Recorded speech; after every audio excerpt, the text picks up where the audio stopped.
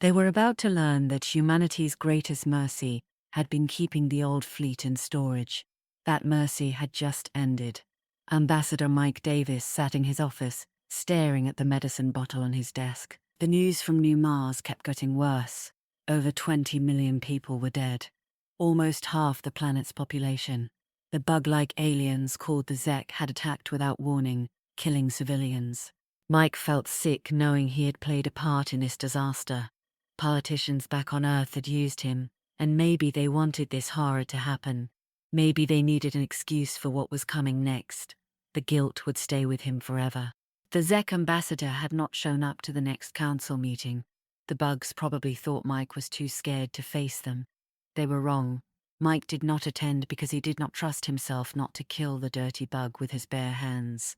At least the old fleet was ready faster than expected. This made Mike suspicious that someone had planned this tragedy from the start. Political wheels moved too quickly for this to be a surprise response. Now everyone could see exactly what the Zek were willing to do when they thought they could get away with it. They had shown humanity their true nature better than any report ever could. Now it was humanity's turn. The galaxy would see what humans could do when forced into a war without rules. God help us all, Mike thought. Fleet Commander Krall of the Zek Imperial Navy was not happy. What do you mean we have not secured the surface yet? It has been over 2 weeks, and these are supposedly civilians. Why have they not been defeated yet? General Tax met the commander's angry stare. I lost nearly a quarter of my invasion force on the first day of landing, sir. I will not have my soldiers insulted. How did you lose so many? Krall sneered at the general. Because it is a mining colony, you space-sucking idiot, Tax replied angrily.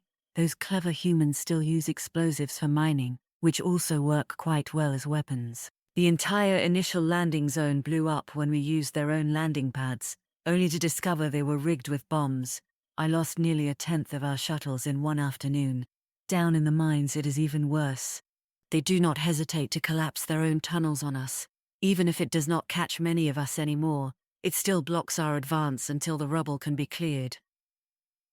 Priority alert from the main sensor array, an officer interrupted. We have incoming ships from hyperspace. The commander and general looked at each other. They may be upset with each other, but they both knew their jobs. The general left without another word. How big? Was the commander's first question. Big, sir. If their technology is average, I would say twice the mass of our fleet, maybe more, the officer replied. The commander's next order came quickly. Signal to all units. We have incoming enemies. Exit orbit immediately and enter combat formation. Update. Unknown fleet has exited hyperspace. Initial count shows 86 separate ships, the sensor officer reported. The commander was surprised that the humans had gathered so many ships. According to his sources, there were fewer than 100 vessels in their entire navy.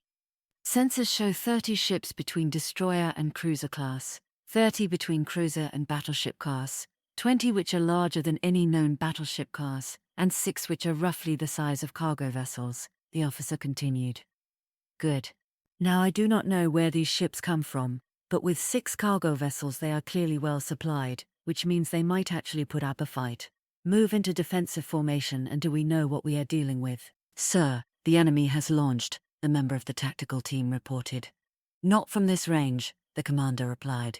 The enemy fleet was still dozens of light minutes away. Update. The launch appears to be some kind of drone. They certainly are not launching in standard missile patterns, the officer replied. Ah, drones then. That made more sense. Everyone in the galaxy knew about drones. Basically longer-range missiles with bigger engines but slower speed. About what he would expect from these primitive humans. Sir, incoming message from the hostile fleet, the communications officer spoke up. On the main screen, the commander replied quickly. I am Admiral Chen in command of the 16th Reserve Fleet. You have attacked a civilian colony without warning, causing millions of deaths and invading a human system. This is your one and only chance to surrender unconditionally. Failure to do so will result in the destruction of your entire fleet. The commander gestured to his communications officer. Open channel. Admiral Chen, I am Fleet Commander Krall of the Zek Imperial Navy. This system is now SEC territory. I respect your courage, even as I pity your lack of intelligence. If you think a few drones are going to scare us, you have much to learn about how real warriors handle combat. Allow me to give you a lesson. It is a shame you will not live long enough to learn from it. Continue in defensive formation until we close to 10 light minutes. At that point we shift to offensive formation. All ships prepare to fire on my command. Sir, the drones appear to be keeping position with their fleet, the tactical officer spoke up. Doubtful. I do not know where they got their ships, but they are definitely here to die for their cause. These humans, whatever trick they think they have, it cannot be anything the galaxy has not seen before. Whatever plan you think is so clever will not work. You are as good as dead. Admiral Chen sat in command center overseeing the fleet. As the response came in, at the mention of drones, he looked sharply at his tactical officer. Is there any chance they could have seen our drones? Doubtful, sir. Maybe they are talking about the fighter ships, the tactical officer offered. Do we have any kind of fix on their movement pattern yet? The admiral asked. Firm lock, sir. Get this. They have no evasive maneuvers at all.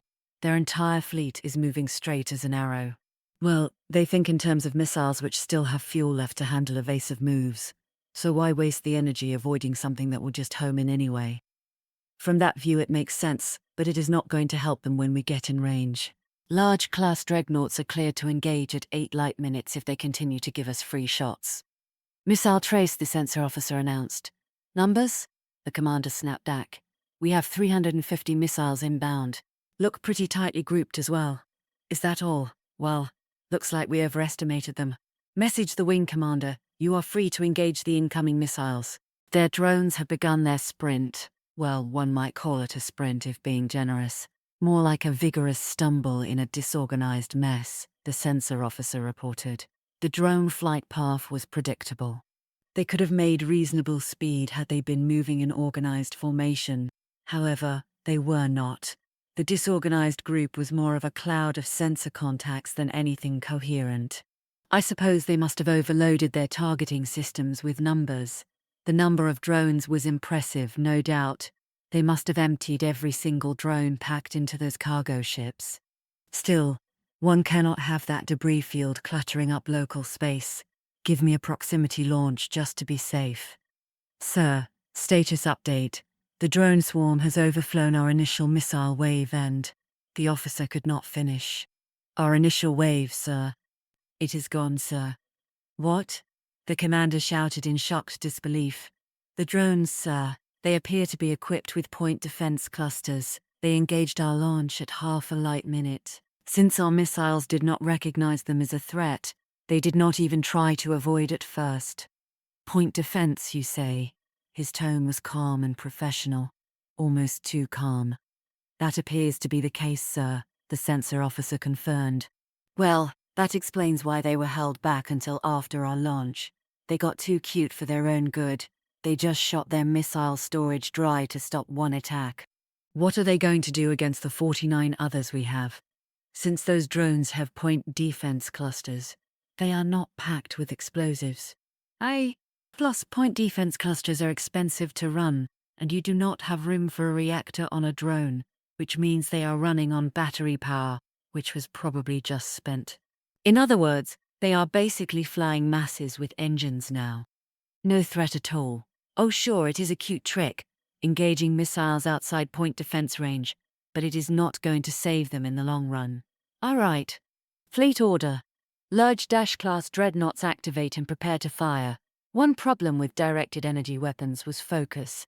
When talking about targets several light minutes away, the beam would gradually widen until it became useless. The gravity lens was humanity's answer to that, a curved gravity field that acted like a focusing lens. The bigger problem was aiming. Space was vast, and directed energy weapons were light speed. If your target was several light minutes away, it would take several minutes for your beam to reach them. If they made any course correction during that time, they would not be where you thought they would be. Except these bugs did not understand evasive maneuvers. They had shifted formation before firing, but that was the only course correction they had made. This meant the powerful main guns were about to carve through their formation like a hot knife through butter. Have the drones identified their flagships? The commander asked calmly. Yes, sir. Shall we target their flagship first? The tactical officer asked. By no means. They wanted to teach us a lesson. I want their flag officer to understand the magnitude of his error before he is permitted to follow his personnel. Save the enemy flagship for last. 6 hours later, the 16th Reserve Fleet was in parking orbit, having sustained no casualties and eliminated all hostile naval forces. Dezek troop transports had attempted to surrender, but by the time the message arrived, they had already been fired upon. Harris, send message back to headquarters, mission accomplished, all clear to send aid. It would take a few days for the Red Cross to send the humanitarian aid fleet. In the meantime, his people had initial search and rescue to do. Half the fighter ships are on patrol searching for any signs of emergency life pods. Admiral Chen wondered how the other reserve fleets were handling their missions. He was grateful for the increased automation of the reserve ships. A single naval patrol frigate crew could operate one of the large cruisers despite the cruiser being 20 times the size. This meant they could actually crew the ships that had been pulled out of storage without needing forced service, and it meant their response could happen in weeks rather than years. Part of him was terrified at the capabilities they had deliberately set aside when these vessels had been mothballed. Now he fully understood exactly what these ships were capable of. He knew why they were stored. They were too good at what they did. But sitting in parking orbit, carefully shielded, they had suffered no damage. It was like opening a time capsule, perfectly preserved in vacuum, ready to be put into service once again should a sufficient threat arise. And now that one has, these great giants of war have once again been filled with terrible resolve and set into motion. They shall not rest until that threat has been neutralized.